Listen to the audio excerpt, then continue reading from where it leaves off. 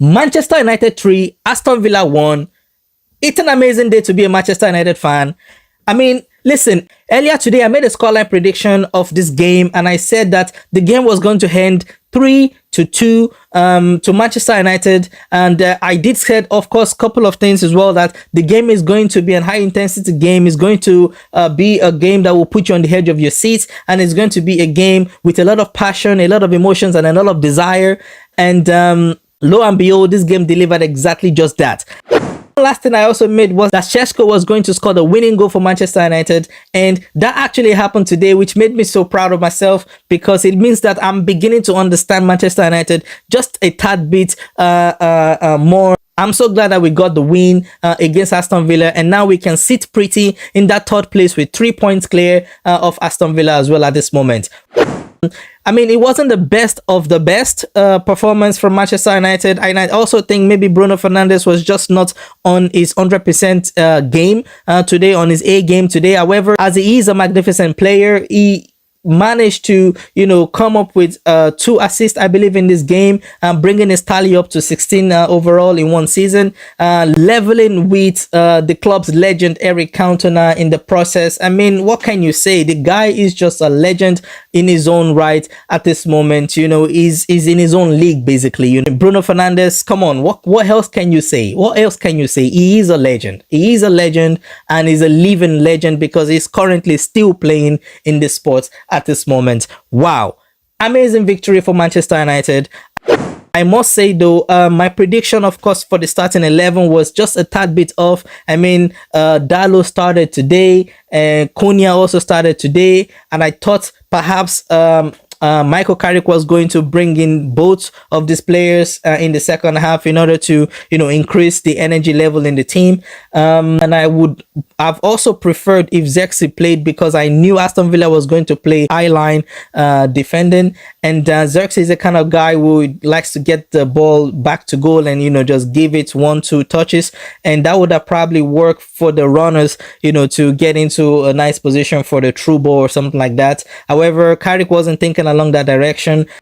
The goal of Cunha mimics exactly what I saw from an analyst earlier this week, where he mentioned that if a striker was to get behind that line of Aston Villa, then the defenders would try to play him offside and push up a little bit more. But in that moment as well, missed the opportunity to catch a runner in time that is trying to get into an onside position to get the through ball or something. And that was exactly what Cunha did, where Mbeumo ran a little bit behind the defense and was in the offside position, and I saw the defender look over his shoulders and saw Mbeumo in the offside position, but missed the opportunity to catch Cunha's run in between the 2 defenders, and found himself in an onside position to receive the ball from Bruno Fernandes. And listen, that pass from Bruno Fernandes was just, I mean, I didn't even think it took a touch before he placed that through ball. That through ball was something you do with a oh my god, L1 and a triangle.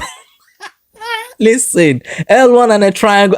My hands were like this, the whole time I was watching the game. I was just, L1 and a triangle, and he just finessed the through ball to Cunha, and Cunha, of course, one touch and set himself up nicely and curled the ball to the bottom corner. I mean, that was a very good goal, I have to say. And for me, I do think Cunha was the man of the match today, because he was absolutely fantastic. He was everywhere in the game. He likes to show his energy. He likes to run. He likes to, get his body in between the defense and play a little bit rough. And that's exactly what I like about Cunha. This is the Premier League. It's not supposed to be beautiful. So yes, Cunha exactly knows that, and he doesn't care. He's not looking for beauty. He's just looking for the result, and he will do whatever it takes to get the result. And this is exactly why I appreciate player profile like Cunha in the game. Mbeumo also, yeah, it was okay. I mean, he didn't get his goal today, but I also didn't like the attitude from him after he got subbed, because it's a team game in Mbeumo, and I understand you want your goal. I understand you want to stay longer. I understand you want to play your 90 minutes because you put in the work in training. However, throwing attitude after being subbed, I didn't like to see that, and that's my personal opinion. You can leave yours in the comment section. yeah, Dalot, I think Dalot did well. He missed a beautiful sitter, honestly. Like, wow, Dalot, how could you? And I understand it could be on your wrong foot at that moment. So I understand that part. And of course, the header as well, where he did not connect, but with his shoulders. Man, sometimes I say to myself, what the hell does Dalot think about? You know, I mean, he's a defender, so I can't fault him for missing like clear-cut chances like this. But wow, I think, yeah, work on your finishing in training. That's all I'm gonna say. Honestly, work on your finishing and work on your timing. I think he get himself in good position, but he just doesn't know how to be clinical, and he's not a striker. So maybe, yeah, that part of the game can be improved a little bit better. Šeško coming in and, you know, getting the goal. I was really surprised by Šeško's performance just minutes before the goal, because I felt like he already overran the pass of Cunha, but how to get himself back around again to catch the ball and just hit it didn't matter. I think even if he didn't get the deflection, the ball would have still went hard on target, and I think with a 60% chance the ball would have gone in anyways, because he hits it really hard and really low. And you know, lucky for him, the deflection came and it sends the keeper in a different direction. Man, I say, how did he do that? How did he get himself around again? It was very quick for a very tall guy and someone of his frame.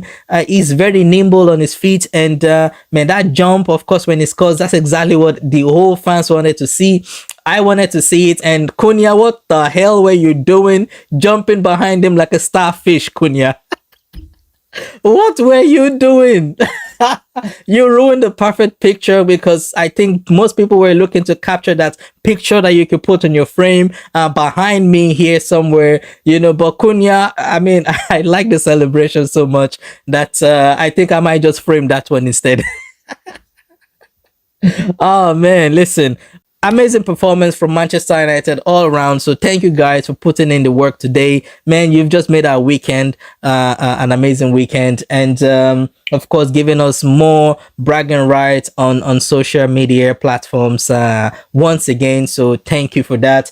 That said, this is what I've got to react on today. If you have a different opinion to any aspect of what I've just said today, listen, leave your thoughts in the comment section below. Do not forget to like, share, and subscribe. And if you wish to support me further, watch the next video here on screen, and see you all on the next one.